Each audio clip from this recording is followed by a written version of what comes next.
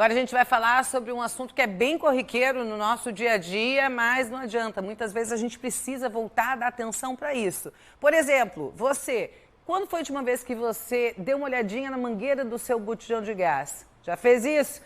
Pois é bem normal a gente acabar noticiando situações em que acontecem acidentes dentro de casa, justamente porque as pessoas não sabem exatamente alguns cuidados que precisam ser cuidados. E que cuidados são esses? Vamos falar a partir de agora, porque eu vou conversar aqui com o primeiro tenente, cadê? Richard Locks Stump, que é primeiro tenente bombeiro militar e vai conversar ao vivo aqui comigo no SC Acontece. Boa tarde e bem-vindo, tenente. Boa tarde, Karen. Boa tarde a todos que nos assistem. Estou ouvindo bem. Obrigado pelo espaço e a oportunidade aí de repassar algumas orientações e cuidados em relação a esse assunto. Aí eu mencionei mangueira de botijão de gás, a mangueira do fogão. Muitas vezes as pessoas acabam não olhando porque não sabem. Existe um prazo de validade e ele precisa ser cuidado, né, tenente? Positivo, Karen. É bem importante alguns cuidados em relação à instalação de gás, principalmente nas residenciais unifamiliares, né, que não são objeto de fiscalização por parte do Corpo de Bombeiros Militar de Santa Catarina, principalmente porque ocorrências relacionadas a vazamento de gás geralmente trazem consequências graves, né? Um dos itens a serem observados é justamente a utilização de componentes como a mangueira e a válvula reguladora de pressão, apenas de itens certificados pelo Inmetro. Essa certificação ela vem gravada nesses próprios componentes, então basta observação. E como você mesmo falou, elas possuem também data de validade, né? Geralmente 5 anos, então a observação de que se esses produtos eles estão dentro do prazo de validade estabelecido. Quando a gente fala em prazo de validade, é bom destacar, a gente mencionou aqui a mangueira de gás e a mangueira do fogão. São coisas diferentes, as duas precisam ser olhadas. Por exemplo, naquele fogão cooktop, que às vezes a mangueira fica escondida ali por baixo, essa mangueira também precisa ser verificada com esse mesmo prazo de 5 anos, a cada 5 anos trocada?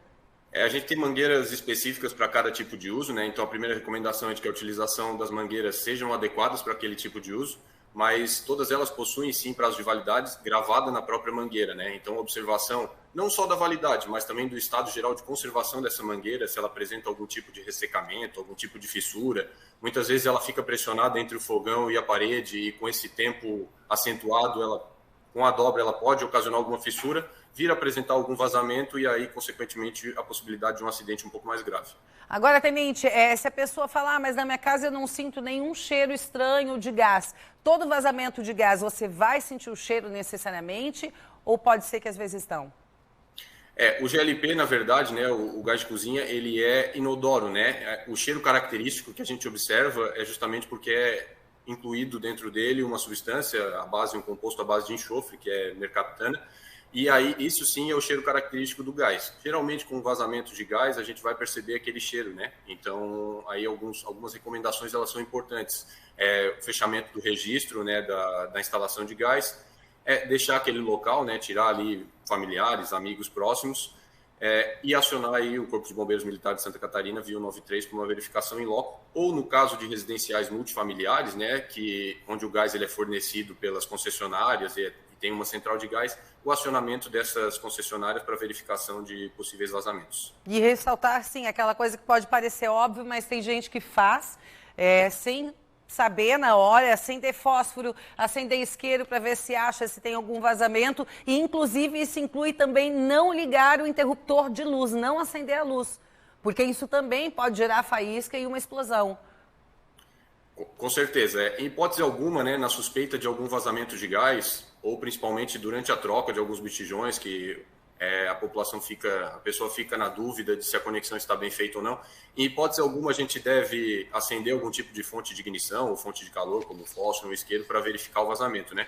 Um teste recomendado e mais simples de se fazer é utilizando uma esponja comum, dessas que a gente tem na cozinha, com um pouco de água e sabão, né? Passar ali na conexão entre o botijão e a válvula de gás e perceber se tem apresentação ali de alguma espécie de bolha, né? Caso positivo, se tiver apresentação de bolha, significa que ali está tendo entrada de ar e algum vazamento.